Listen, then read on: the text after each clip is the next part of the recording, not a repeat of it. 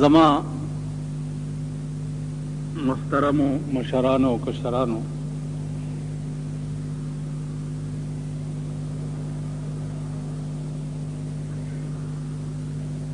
जमा बयान त खास जरूरत न हो, ځکه دا کوم جماعت راغلی دی زمونږ د جماعت ته، نو درد دل همداغوی اورېدل پکار دي. بهرحال د دې تقاضا وه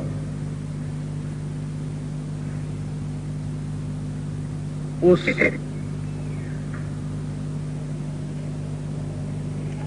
دوه خبرې ستاسو په مخ کې کول دي. یو دا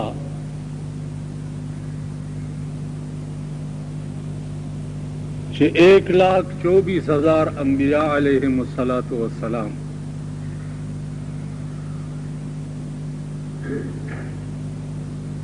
هغه دې قوم ته به چې الله پاک راولېږل، نو ورسره به قانون هم راغی.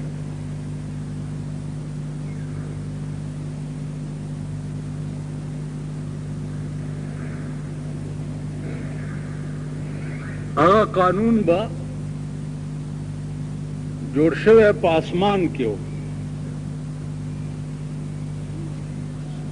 او پیغمبر ته به راغی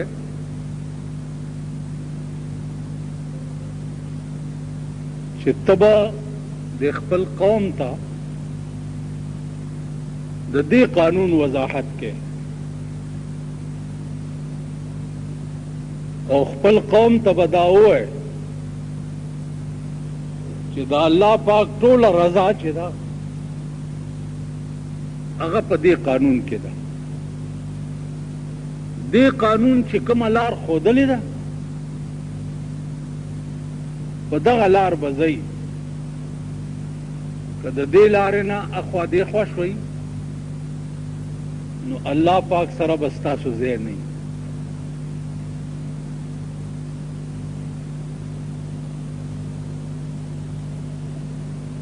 دا قانون عزیزانو 100 صحیفې وې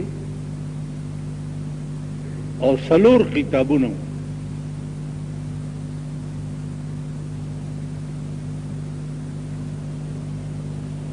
تورات، انجیل، زبور او قرآن. قرآن کریم آخری قانون دے اور رسول اللہ صلی اللہ علیہ وسلم آخری پیغمبر دے.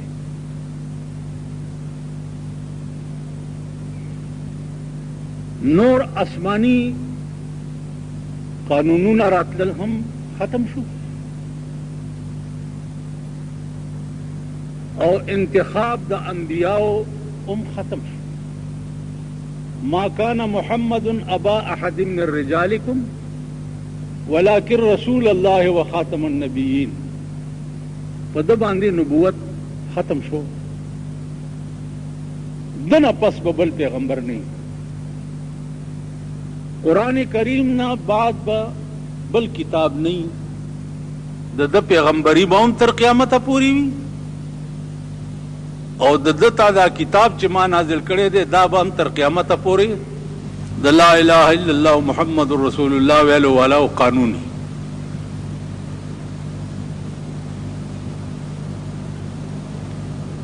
په دې قانون کې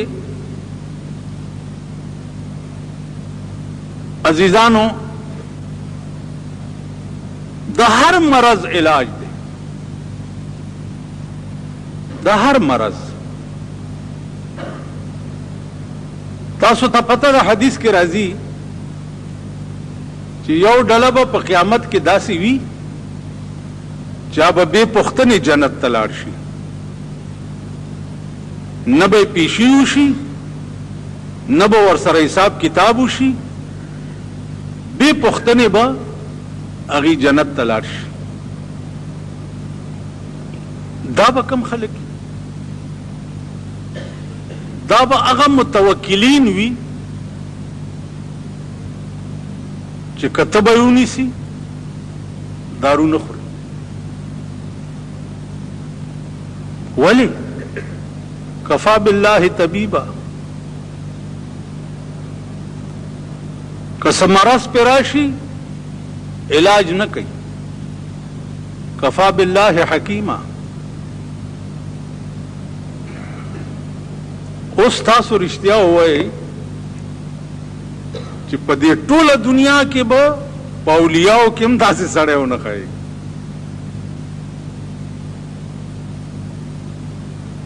چې هغه دومره متوکل وي. عزیزانو دا تاسو ته پته ده چې په غار ثور کې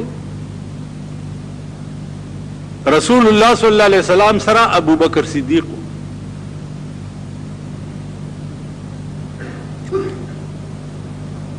نو ابو بکر صدیق خیال وکړو چې د غار ثور کې دا سوری دي دې کې چېرته دشمن مونږه ونه ګوري او دننه رانه شي او زما محبوب ته تکلیف ونه رسوي. نو دا خپل کمیس یې وشلولو او په ټولو سورو کې کېښو. یو سوره پاتې شو چې هغې دپاره کپړه نه وه. نو ابوبکر صدیق دا یو خپه اوږده کړه او دا پونده چې ده دا یې په هغه سوري کې کېښوه او د رسول الله صلی الله علیه وسلم سر مبارک چې دی هغه د ابوبکر صدیق په دې پتون باندې پروت. اوس دام رتبه ده نو وای سر دې زما په پتون کې ده پردی وطن دی پکې نشته بالښتونه. هغه به م ورځ وه او هغه به م شان و. ابوبکر صدیق په دې پونده باندې مار وچیچلو. نو خپه یې چې را داسې کړه د دې ډېر درد نه سترګو نه اوښې د رسول الله صلی الله علیه وسلم په دې مخ مبارک پرېوتې. حضور علیه السلام چې ورته وکتل چې ابوبکر ولې جاړې؟ و یا رسول الله ډېر وخت شو چې مار چیچلی یم خوځېدم ځکه نه چې ستا په خوب کې چېرته فرق را نه شي.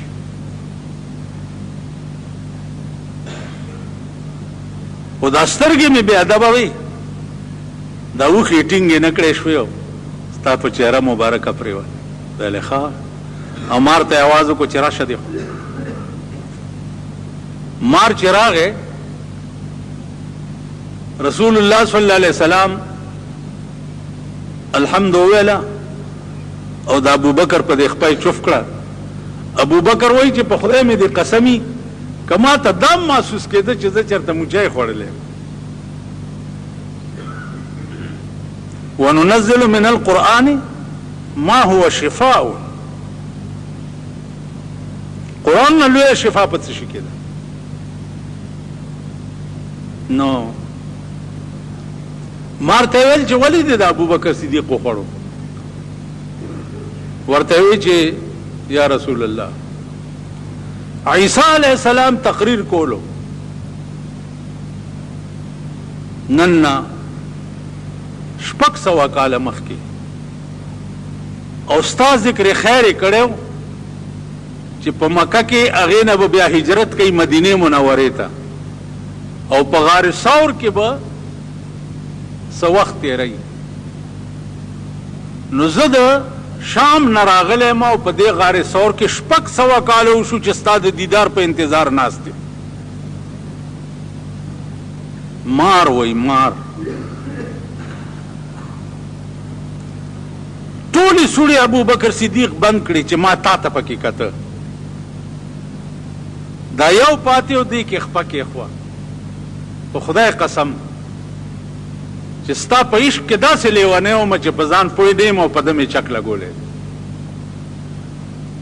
عزیزانو د رسول الله صلی الله علیه وسلم د عشق سره د مارانو هم دا عقیدت دا مې دې پورې درته وی چې هغه کومه شفا ده چې په قرآن کې نشته، خو خوله ورته پکار ده. زمونږ خولې هغه نه دي.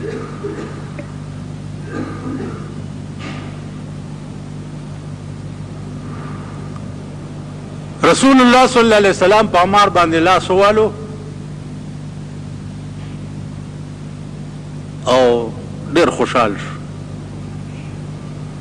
یو سورت فاتحه کې چې کوم اثر دی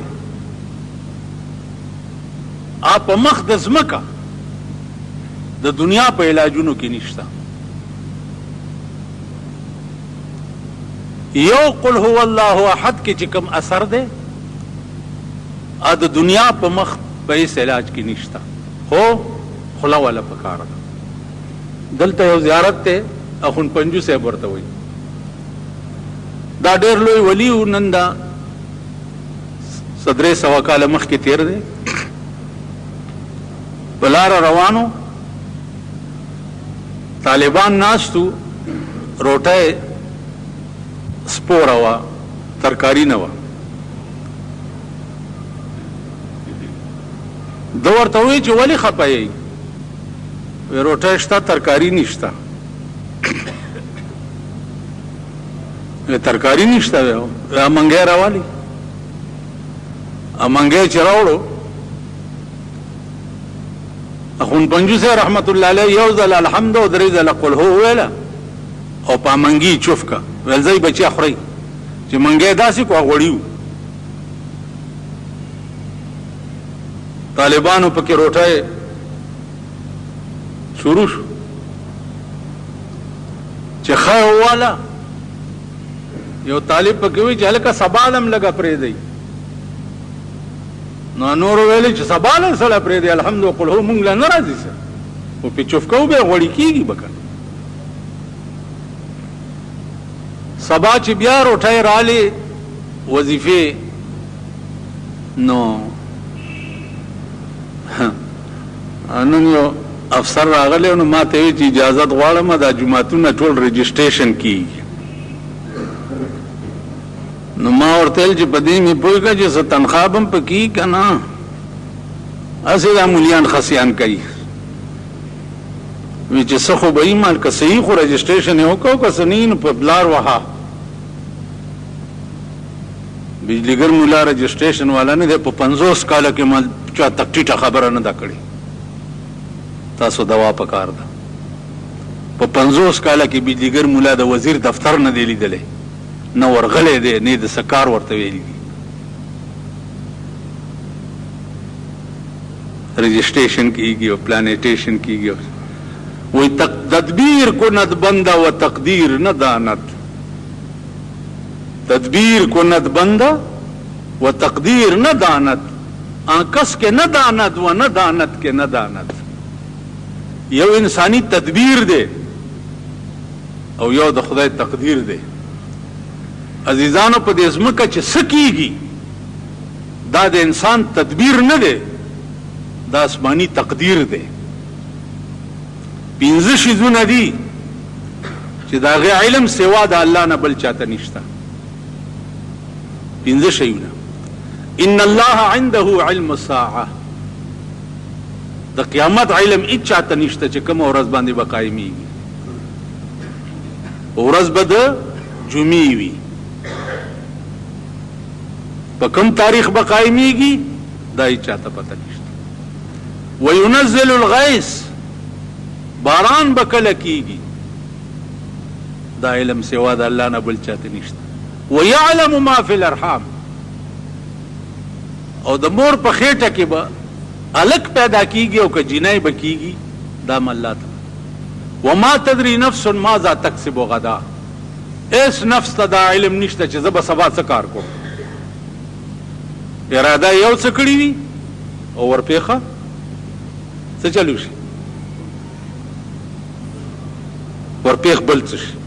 هلکه تاسو د بلوچستان ولکه دغه نه پوهېږئ، زه اردو کې خبرې وکړم. نه نه ته پښتو سمه نه شې.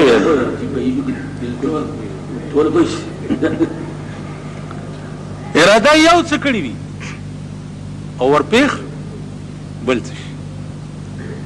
وما تدري نفس بأي ارض تموت. اس نفس ته دا علم نشته چې زما مرګ به کوم ځای کې وي، زه به کوم ځای کې مړ کېږم. په کور کې به مړ کېږم، ایکسیډنټ کې به مړ کېږم، جهاد کې به مړ کېږم، بم نه به مړ کېږم، ډز نه به مړ. اس علم اس نفس ته نشته. سلیمان علیہ السلام تقریر کولو، اسرائیل علیہ السلام داغه مجلس ته راغی، یو بوډا سپینګیری پکې ناستو، نو هغه ته د اسرائیل داسې ډېر کتل. سلیمان علیہ السلام نه تپوس وکړو چې دا څوک دی ما ته ډېر ګوري وران وران. ورته ویل دا د مرګ فرشته ده. ویل د ده دا کته خو ما ته خطرناک دي.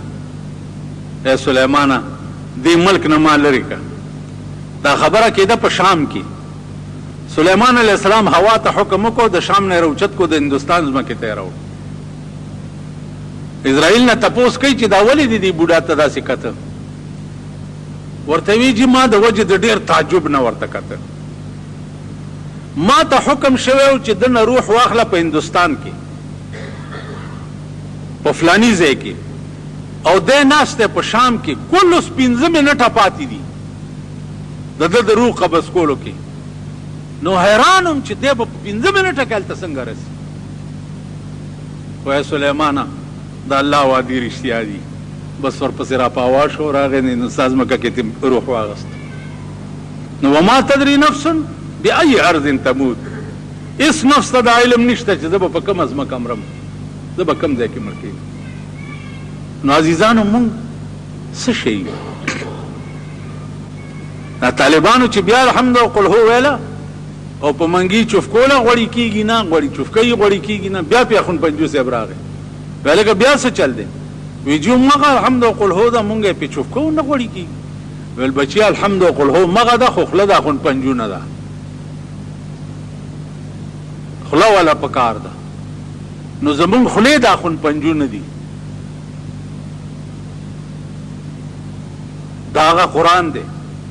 د سهار مونځ کې رسول الله صلی الله علیه وسلم ولاړ دی او تلاوت کوي، او د پیریانو یو عظیم جلوس تېرېدو، ورته ودرېده چې وای اورېدو.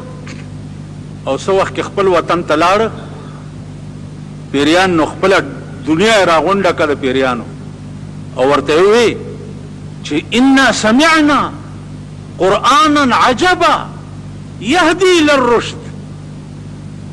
مونږ داسې قرآن واورېدو چې هغه سړي ته د سمې لارې هدایت کوي.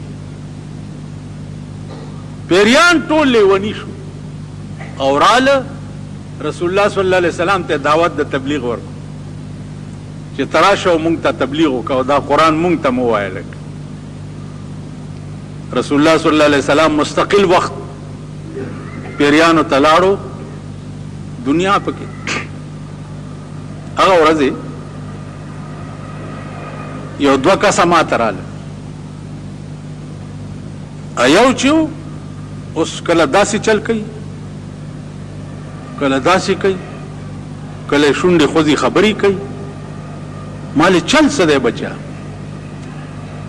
ویل ما سره یو ملګری راغلی دی، دیوبند فارغ دی، او تا سره تی کتې. مال څوک دی؟ مال چې دا ورسره ملګری څوک دی دا به ښایي څوک دی؟